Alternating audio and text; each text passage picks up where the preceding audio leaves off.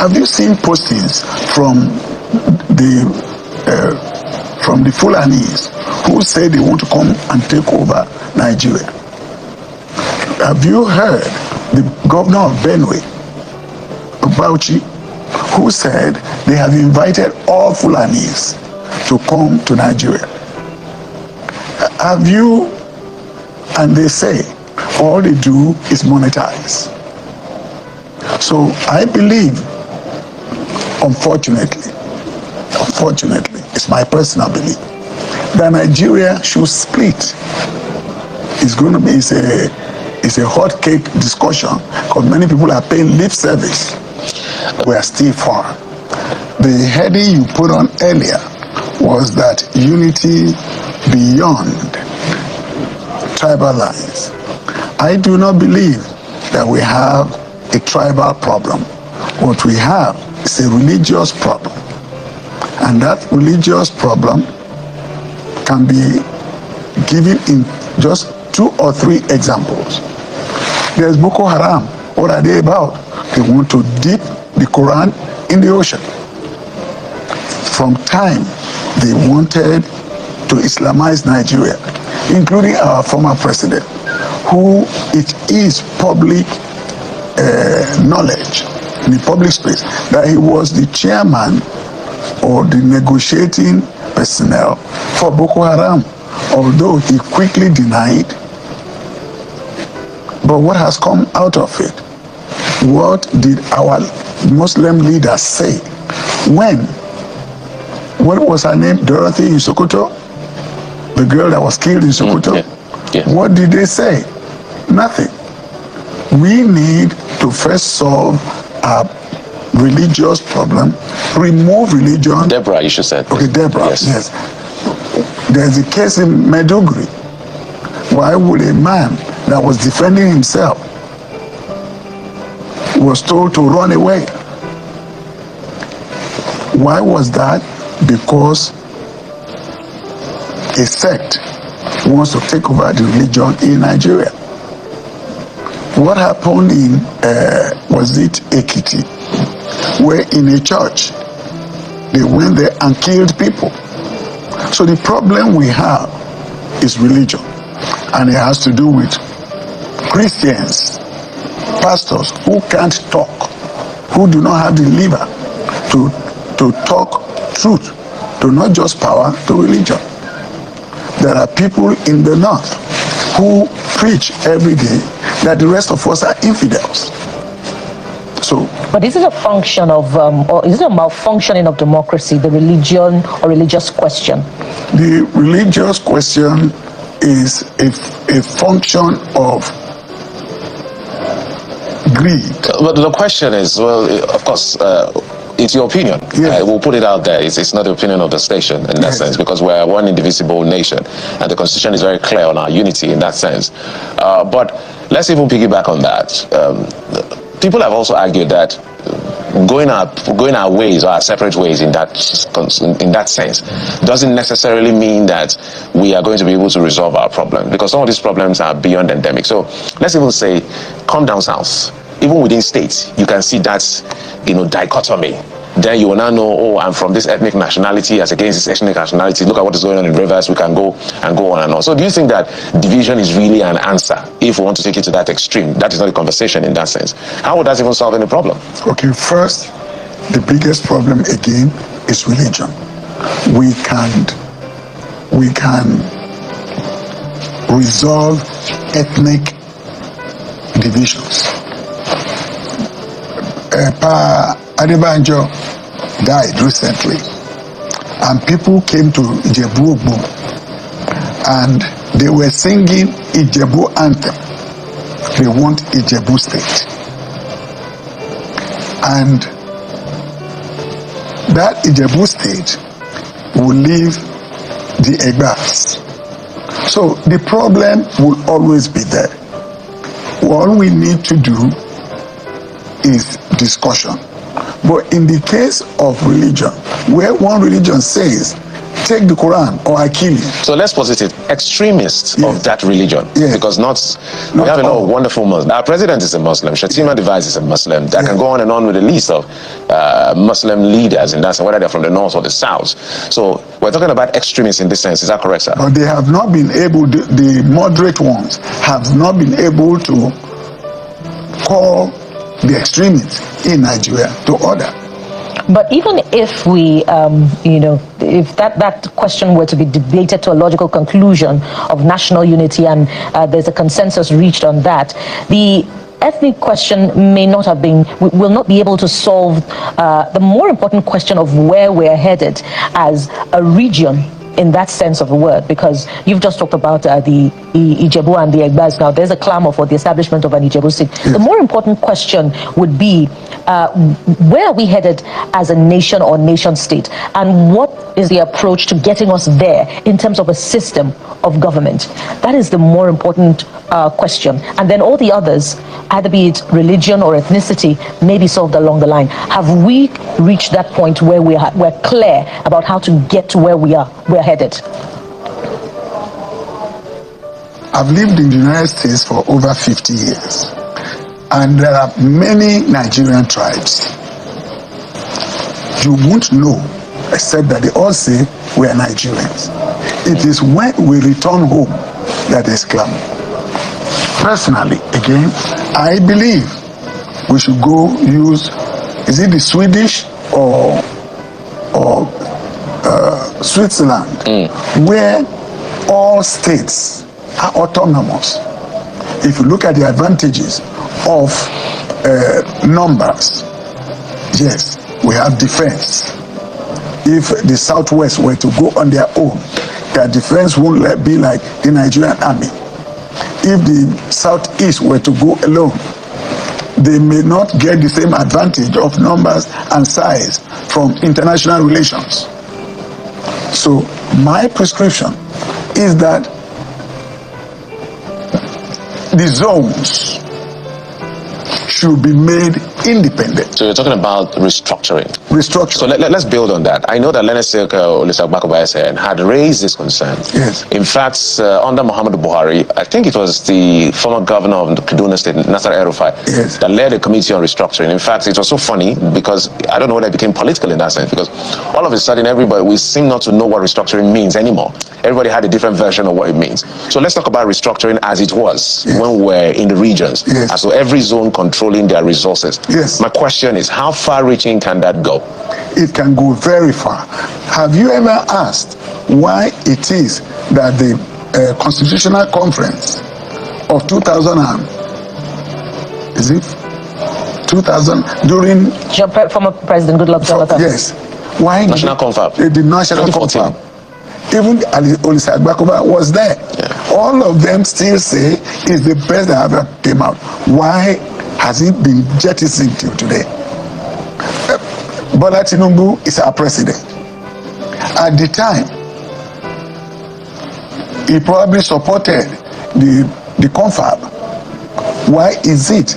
Again, it is my opinion that it has to do with religion. So you're saying now, from your opinion and on good authority to the effect, because the question I wanted to ask, why is it difficult to restructure Nigeria even when there's an overwhelming clamor that may be our path to peace and prosperity? Why do you think it's hard? Because you are, by your age, you are one of our benefits of hindsight. Yes. You were there before we even became independent as a country. So you saw it all. Yes. And you saw the good and the bad and the ugly. Yes. Why do you think it's hard for any president to be bold enough? This president is kind of bold because his reforms are bold. Yes. They are hurting. Everybody's feeling the pain, and we're all clamoring that this is getting too much. So it shows some boldness in certain things. Why do you think he's not bold enough, at least yet, to say let's restructure? Because he needs the Hausa Fulani power to remain in the presidency. Because I would have thought the moment President Tinubu got to power, the first thing is to dust the confab and implement. But because there are interests that will not be served satisfactorily by the confab of Was it 2014? 2014, sir. 2014. It's all about interest. Bringing it forward. Why do you think most of our governors acquiesce to Fulani requests? I'm from Edo State. 14 people, herdsmen they call them, were in Urumi, and they saw that they had arms. What did the governor do? He quickly put a team together, went to the north to appease them. It won't happen again. No one has ever talked about people who have been disenfranchised, killed on their farms. How many people have we seen go to court, prosecuted for killing people in the southwest, in the southeast? None. And it is open knowledge that all the people that were caught killing from the Fulani side were never prosecuted. The ones that were caught by the police were released by the police. So it's a bigger picture, and what continues to ring in my head is the fact that when I was growing up, I heard of Uthman Danfodio and his followers insisting that it may take 200 years, but they must dip the Quran in the ocean. Well, so in your own view, we're in a catch-22 situation. Yes. So what would it take, to break the ice, so to speak? What it would take is either the Yugoslavian system. Yugoslavia. What's the name? Czechoslovakia. There's the Czech Republic. Nobody died. Well, it sounds like a long walk to freedom. I must always posit that we have very great Fulani people, yes, very great Hausa people. So I want to say that I'm sure you're referring to the extremists, yes, who have given a bad name, just like we have extremists across everywhere around our country. But let's talk about something as we begin to wind down, and that has to do with, someone said, and I don't know whether you agree, so I'm asking you, do you agree, and what do you make of the statement? They said the way the colonial masters, again, we're going back to, let's not blame our colonial masters, but programming is a strong thing. They said the colonial masters, the way the Nigeria is designed to constantly be unstable but will never fall. Does that hit you? Yes, I agree that even the Americans came to the north to ensure that a particular sect is in control of Nigeria. So I agree that there are Western unseen hands in the way Nigeria is run, just like in Burkina Faso, who is fighting to make sure that Westerners does not derail them from progressing. And so as we move forward, the Afenifere, recently had a memorial lecture before the burial, yes, of the late elder statesman, and proposed some form of reforms through the study of what the late elder statesman himself, nationalist Obafemi Awolowo, had concluded to be the way forward, of how Nigeria, as a heterogeneous nation, can be governed. What do you propose to be, the approach to get this document through, for a buy-in, to secure a buy-in of the National Assembly as a way forward? There's a problem. That problem has become a major obstacle, and that problem is Babangida left government. He dribbled everybody. Then Abdul Salam came in, opened the road to politicking. Nobody believed him. So what you have are criminals, because the original politicians who wanted to bring Nigeria forward were afraid of wasting their money, losing their money in politics. So the only people who came in right after, who responded to Abdul Salam's call, were 419ers, cocaine pushers. Well, Seriously. And so even Ayim said it, that in his Senate, that a preponderance of the senators in that, was it the 8th Senate or 7th Senate, were criminals. those are very weighty words, sir. That is what... Those are elected representatives who had served Nigeria at a particular point in time. We wish. Okay, just land on your A lot of them are not here. Yeah. Because those are weighty allegations that need to be substantiated. It has been said in the open. You've never heard it? We're listening to you, sir. You've heard that most of our legislators, without meaning to disparage anybody, take one of them and find out his history. Okay, I think that's a good place to anchor. But we must add, Jeffrey, that we must continue to have a sense of optimism as far as Nigeria is concerned, that indeed there must be a pathway forward where all of the federating units can come to a consensus about how Nigeria can... You listen to this message.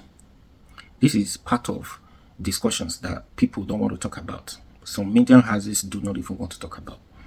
The major issues here is these Fulanis. How did they come into this country? A lot of informations outside that Buhari, they are Buhari's boys, they are Buhari's people. Buhari brought them to Nigeria. Now Buhari is gone. Fulani remains. And now they are not even taking over gradually. They have been depositing their members into different bushes, forests, in different regions, different villages, or different states. There's no place you don't find Fulani. There's no place now you don't find Fulani, but nobody is saying anything about it. Nobody is doing anything about it. People are not talking about it. Who brought them to this country? So since there is no solutions to this now, because this one we are saying now, this is still money time. It's still money time to deal with these issues, for people to come together and discuss the way forward. It's not as if they don't know. Where we say who brought them to this country. These people are here in the country. Some people invited them. If not, there is no reason where you will allow Fulanis to take over your territory without action. That is to say, it is okay with you guys. It is okay with you guys, but it's not okay with others. So now, others who this thing is not okay with, they are not talking about it. Because some of them, some of the regions, can I say some of the regions, they are powerless. They are fearful. I don't know. But there's a lot of problem. A lot of problems at hand. You listen to everything this man say. Religions, war. Fulanis want to take over. They want to Islamize Nigeria. We don't want it. Okay, instead of Islamization, let's split the country. People, regions should go to their own region. This resource, if this resource is causing this problem, let's split this country. Let every region focus on their own. But because of this insecurity, because of this Fulanis, some region might not agree. But it's causing major problems to all the regions. Do you understand? So this is a major issue. You see the video displaying there? This is a forest. This is a state of a governor. This is a state that you have a governor. A governor is governing the state. What are these people? You don't know these people. What are they doing in your forest, in your state, that you are the chief security officer in the state? This is not as if they don't know. There is a lot of informations before, even a video when the chief of army staff or one of the army staff and the police officer, the senior police, they were discussing with these same people in the bush. We see police, Nigerian police motto with these people in the bush many times. Not one, not twice. But no question, no answers. A lot of questions has been asked, but no answer. We've seen a lot of armies discussing armies vehicle with these people in the bush. It's not as if they are chasing them. They are together. They use the vehicle, army vehicle. No problem. It is all right. Anyways, take your time, listen to this video. Hakim Baba Ahmed said they are not scared if the region want to go. It is time. Let's have this conversation. After all, some regions are not allowed to be the president. So why are we together then? Why are we together? Please watch this video to the end, and please don't forget to subscribe to this YouTube channel so that you don't miss updates like this. Please watch. Everybody is now talking about we want out. Either we want out of Nigeria, or we want some Nigerians out of our territory. We want sovereignty. We want out of the union. We have to have this, or we leave. We've never had this kind of clamor before. For as far as the North is concerned, we watch this, we worry, because we've been this road before. We know how dangerous it is. The North is not the custodian of Nigerian unity. We have played our role to keep this country together. We'll continue to play our role to keep this country together to the degree that it serves everybody's interest.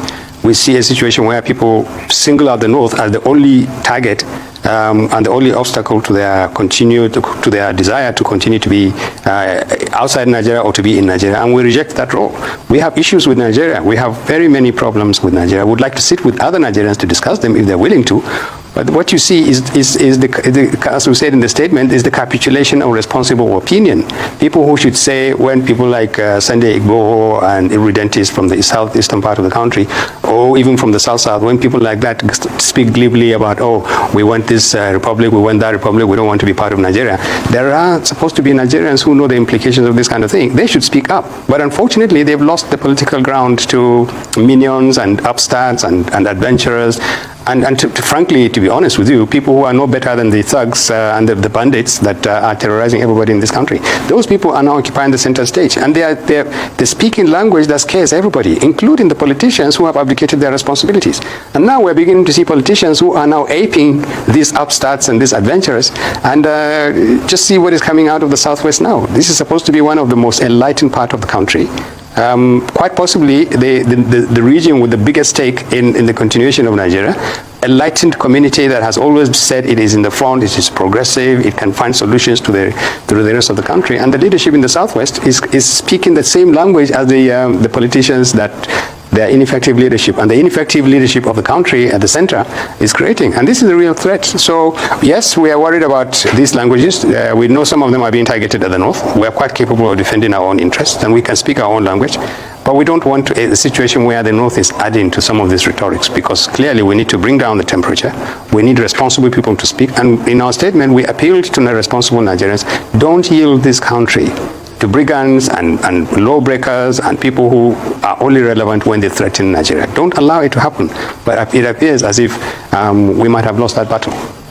Well, Dr. Baba, it may not be true to say that certain voices in the Southwest have not been speaking up. I mean, on this program, I have had to say, well, secession is a different thing from self-determination. While self-determination may be a legitimate thing within a federal context, when you talk about secession, that's an assault on the sovereignty of the country. And some illiterates, have been attacking me on social media.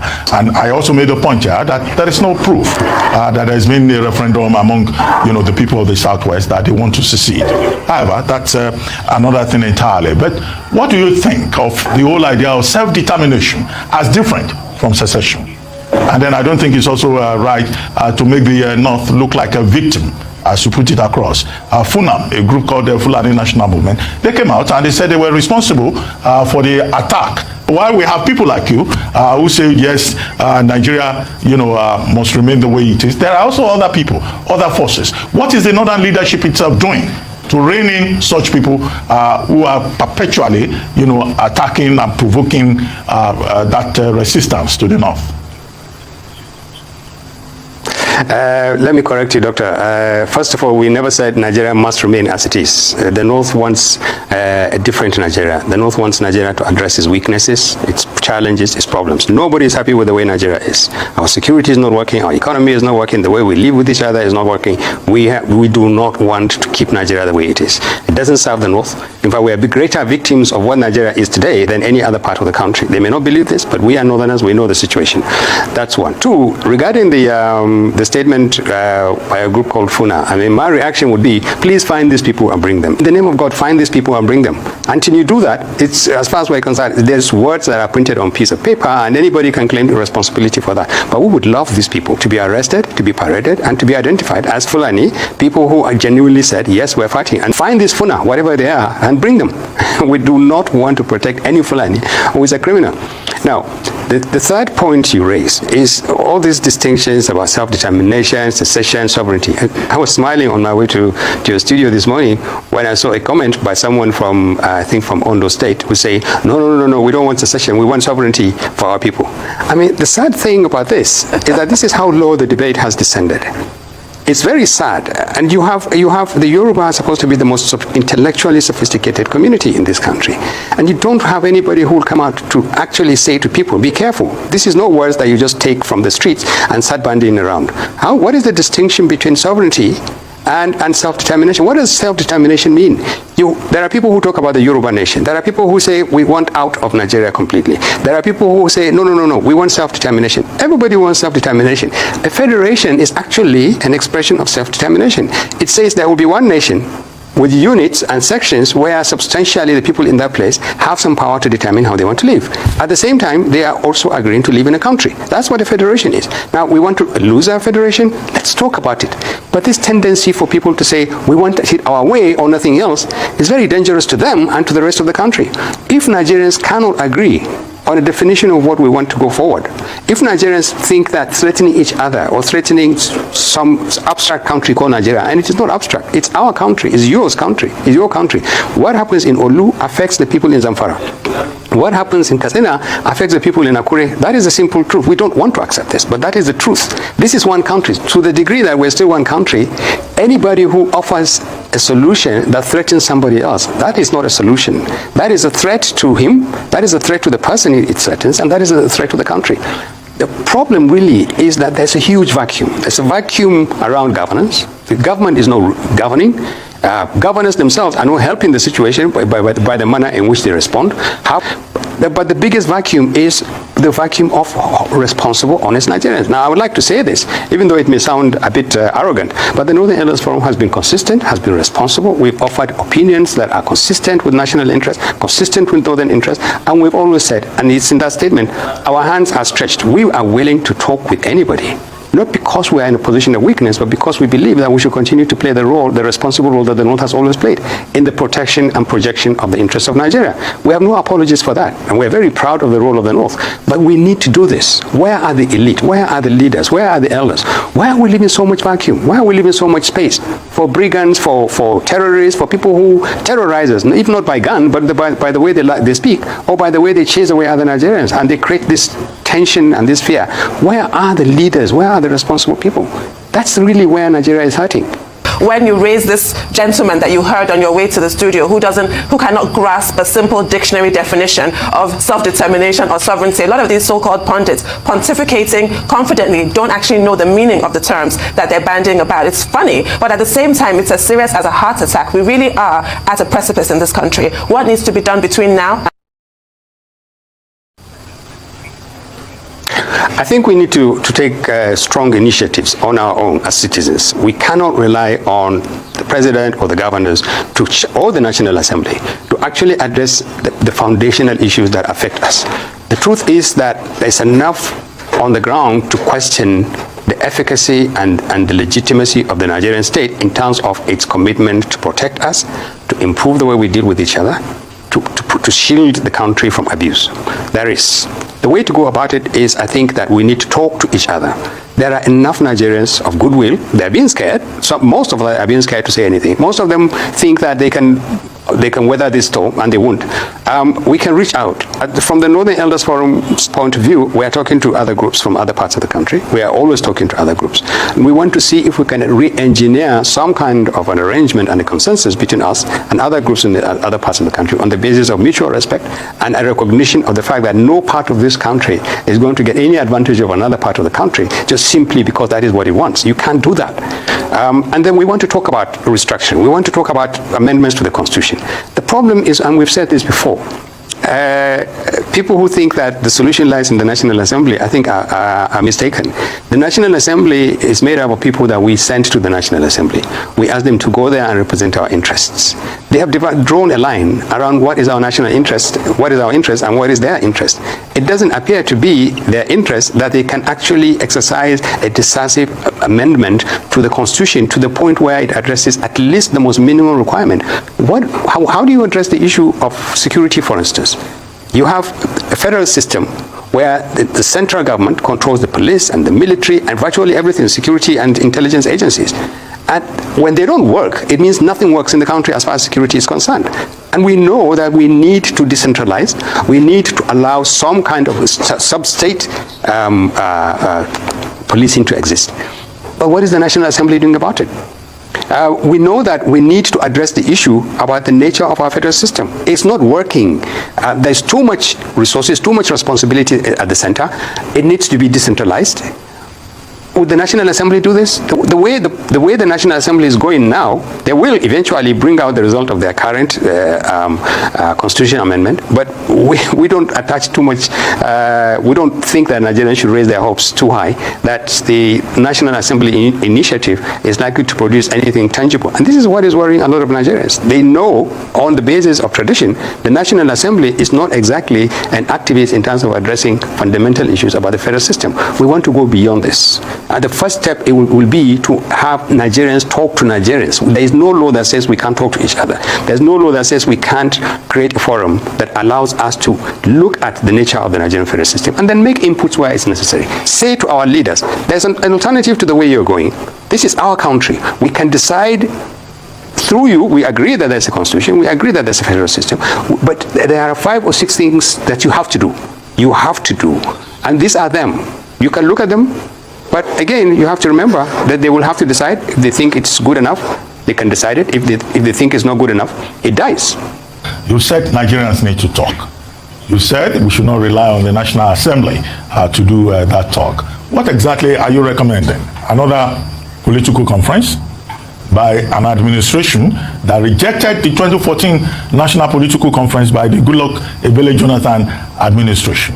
If that is what you are recommending, okay, what should be the highlights? Because you said there are 5 or 6 points to talk about. And who is going to talk to who? Because in the course of this conversation, you've been putting down Southern leaders. You say Southern leaders have not been talking, the North is ready.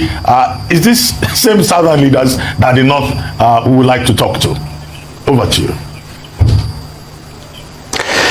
We would talk with anybody who wants to talk, and we've been talking to Southern leaders, actually, incidentally. They know themselves. There are socio-cultural groups that we've been engaging, and we will continue to talk with them, where the chances are good that maybe we would survive the new self-appointed leaders of the ethnic groups who are organizing 1 million man march to leave Nigeria, or the irredentists from the southeast who just don't want to talk. They want out.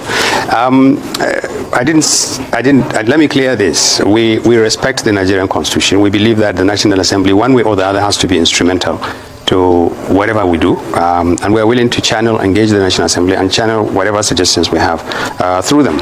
What we believe needs to be done is that Nigerians themselves, not the government, Nigerians themselves should reach out for each other and sit down. And you'll be surprised, Doctor, there are quite a number of initiatives in that direction. In the next few weeks, I think Nigerians will see some very serious efforts being made from across the country to sit down.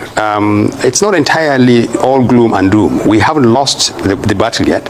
I think some responsible Nigerians are beginning to wake up and to find the courage to actually say, what can we do? And it will be done. Now, the difference between what we want to do now and between the reference you made to the 2014 conference will be that this will largely be a citizen-driven exercise. Eventually, we will have to engage the government, the National Assembly, the legislature, maybe the president himself, and say we believe that what we have documents that we believe are going to be useful. Some require immediate legislation and action, and some could be taken up in the long term. The bottom line is you need to fix key parts of this country: the nature of the democratic process, the electoral process, devolution of powers, addressing issues like regional or state police. You need to do that before you get to 2023. Otherwise, you could get to 2023 and you have 2 massive problems: a weak country, arguing, quarreling, not sure whether it wants the same country or not, approaching a major monumental issue, because for us politics is a monumental thing. I cannot see how Nigeria going the way it is now is going to face and work towards 2023 and survive an election that will compound the weaknesses and the challenges that we have. Because some people see some benefit in making these problems worse. They think that, okay, if we say, unless we have this is going to happen. Unless the presidency comes to us, we don't want to be part of Nigeria. We don't want anything to do with Nigeria. But if you give it to us, everything will be fine. Otherwise, there will be this and there will be that, there will be restructuring, there will be secession, there will be self-determination, there will be sovereignty, whatever. Tell me the kind of president who will agree to restructure this country, whittle down the power of the presidency, whittle down the power of the National Assembly, which represent threats to this country, whittle down a lot of the issues that reduce the problems that represent serious threats to the federation. Which president would accept that? If you come to power on the basis of this current constitution, I bet you no president, no legislature, no governor, not even a state assembly will agree to change this country. This is the reason why we need to fix some key parts of the way we work. A country virtually falling apart because some people think it's not worth living in Nigeria unless you get what you want in the political short term, and an election which is going to be impacted by the political environment in which it takes place. This is what we want to say. But to get back to the answer of the question I'm telling you, Northern Elders Forum is a very responsible group. It is talk. Please go ahead, sir. Hello, Dr. Baba Ahmed, please go ahead. We have people. We have people we're talking with. They appear to be amenable to being to discussing with us. There's a lot of hostility around talking at all. And this is how sad this country has become, that elders and leaders cannot even talk because people think just when you talk to each other now, you're submitting. But we will talk and we will continue to talk. We will explore ways in which we can work, not as a concession to anybody else, but because we believe that unless Nigerians talk, everybody is in trouble. We must talk. We must reach out to each other. We must make concessions to each other. We want everybody to bring their question whether the unity is negotiable has always been there. Now, is our unity really a burden for us, judging from what different opinions that have been coming across? In the last 3 days, people have talked about leadership, people have talked about structures, and other means that we need to actually do to stabilize our nation. Is the question for unity a burden, really? Of course, it will bother any compos mentis Homo sapien who is a Nigerian, But let me start by saying that the foncet origo for why Nigeria is today quagmired, or if you like, quarantined in a labyrinthian bind, or if you further like, a cul-de-sac of Penelopic disunity and instability can be traceable to a vaudeville of reasons. But if you give me the indulgence of time, I will race through about 4 or 5 reasons with ceaseless staccato. We cannot begin to dilate this topic without first of all tracing the reason to what I would like to stigmatize as the challenge of our historical colonial legacy. When the colonial masters amalgamated the north and southern Nigeria into Nigeria, they didn't do it to satiate the Pax Nigeriana of our dreams. No. It was to masturbate and to mollycoddle their imperialistic ego and obesity. Little reason, therefore, that they apotheosized our centrifugal fault lines. The north and the south lived as different countries, whereas in other large British colonies such as in India and Sudan, where they had just one single administrative system, in Nigeria we had 2 administrative systems, one in the north, one in the south. We had different judicial systems, different land tenure systems, different educational systems. This, of course, created a feeling of mutual suspicion, and they deliberately put in place a machinery to emphasize our regional disparities. Little reason, therefore, that even during the decolonization struggle, nationalists fought themselves more corrosively, more acerbically, and more virulently than they even fought the colonial masters. Reason, therefore, you will not be maniacally bewildered that when a simple issue like self-government motion was tabled, it generated mutual suspicion. That, of course, was the genealogy of the distrust and mutual suspicion we had in the country. It was a carryover to the politics of the First Republic. And we, of course, witnessed the politics of medicinal statism and gangrenous tribalism that pulverized the First Republic. The second reason I want to bring under focal iceps and biceps is the menace that Christianity and Islamism has played. It has constituted a problem of nation building. The truth must be told. We have a country of about 250 ethnic groups that qualify for nationalities in themselves. As if this is not enough, Christians and Muslims have decided to look upon themselves as rivals, struggling for religious hegemony and struggling for political supremacy. In a bid, therefore, to protect their imagined or real religious and political space, they have frequent resort to ethnic and religious militias. They arm these militias in such a way and manner that these militias now become parallel security outfits. They oil them and the political class manipulate them. I think the time has come in this country where there must be a serious colloquy, or if you like, a serious conversation between Christians and Muslims. The country Nigeria does not stop with Christianity and Islamism. The third reason I want to bring under focal biceps and biceps is what I would call corruption, if you like call it defalcation, if you like call it malversation, bad leadership, and allied vices such as our stigmatic political elites. Since 1960, but most especially since the Second Republic, we have had in the main politics of prebendalism, politics of patrimonialism, philistinism, parasitism, bunkerism. We don't only have oil bunkers, we equally have political bunkers. And they have seized the ship of state, captured the ship of state. Public resources have been criminally privatized in service of private ends and their cronies, or what one scholar called their subaltern clients. Little reason, therefore, that since 1960 up to today,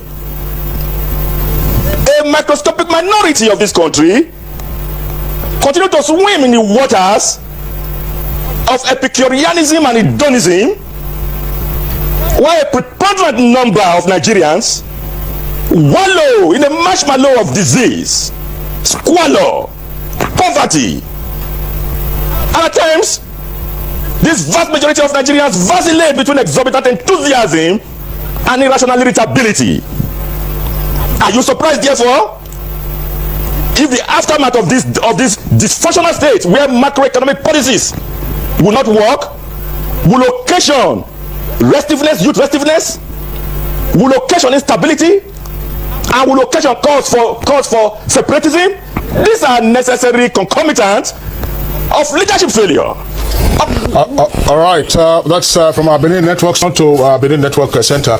Honorable Patrick Obayagbo, of course, you've been listening to the other guests. In terms of having a clear vision as to where we want Nigeria of our dream to be, what is it that we need to do so that, as some of the guests have also indicated, there will be social justice, and there will be social mobility, and then less emphasis on identity matters that at the moment tend to exacerbate the tensions with regard to unity and stability. Where do we want to go to, and how do we want to get there, and can we have the elite class and the other stakeholders mobilized to get to Nigeria of our dream, united and stable, but not necessarily uniform?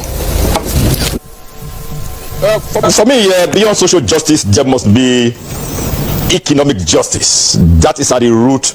That is at the root of agitations in the country. The British jurist and philosopher Albert Van Dicey talked about the rule of law.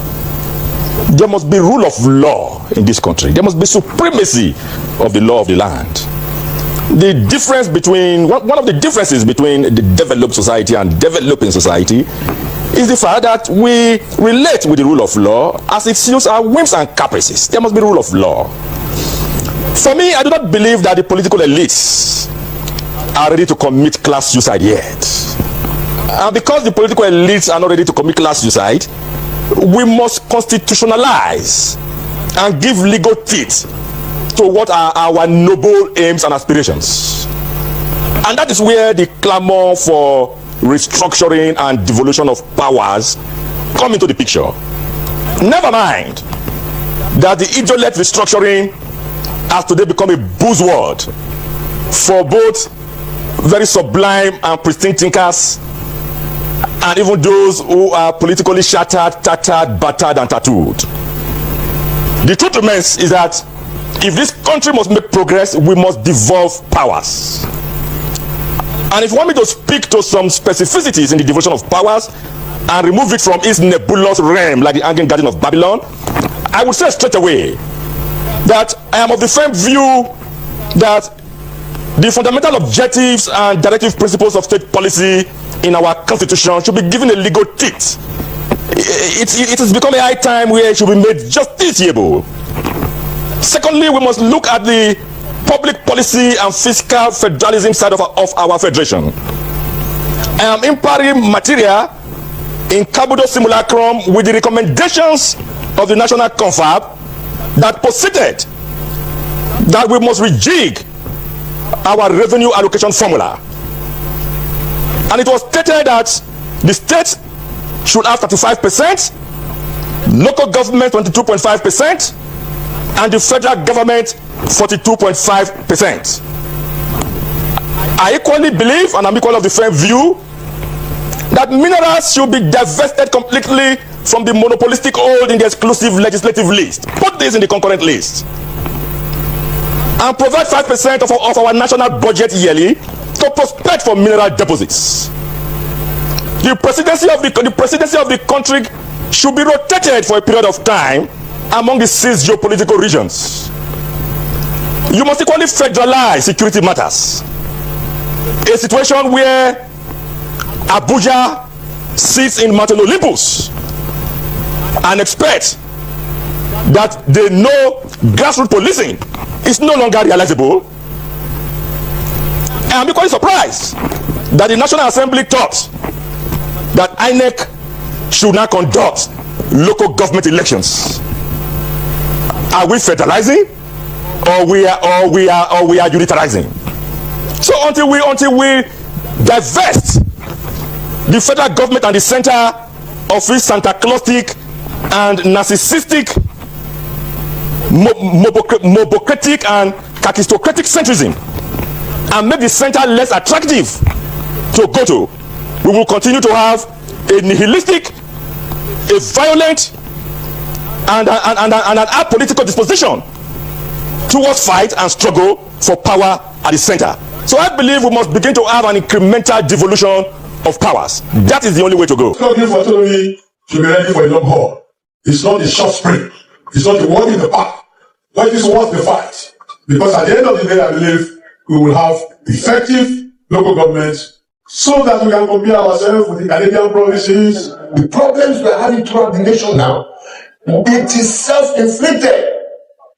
And it is not far from the fact that we have deliberately refused the local governments to function. And as we have refused the local governments to function, by stealing their revenues, rendering them incompetent and incapable to. Honorable Patrick Obahiagbo, we are about to bring you down from your mountain Olympus, like you pointed out. Thank you very much. We appreciate your contribution. Yeah, well, we are blessing, of course. I mean, from what you listen to him say, he has already battered the subject matter, tattered it, and politically tattooed it. All right, Patrick Obahiagbo, of course, he's not disappointed just yet. But we have reactions. And to Honorable Patrick Obahiagbo. Patrick Obahiagbo, well, thanks a lot. I mean, you've said a lot of things. Of course, you have tattooed the points. You've talked about the political bunkers and Epicureanism, hedonism, and then, of course, with the Santa Claustic perspective. What are your closing thoughts? In less than 15 seconds, we'll give Prof 30 seconds, we'll give you 15 seconds. This is to comment to Nigerians, more particularly the political elites, the immortal words of the late Prime Minister of Great Britain, Winston Leonard Spencer Churchill, who was once quoted as saying,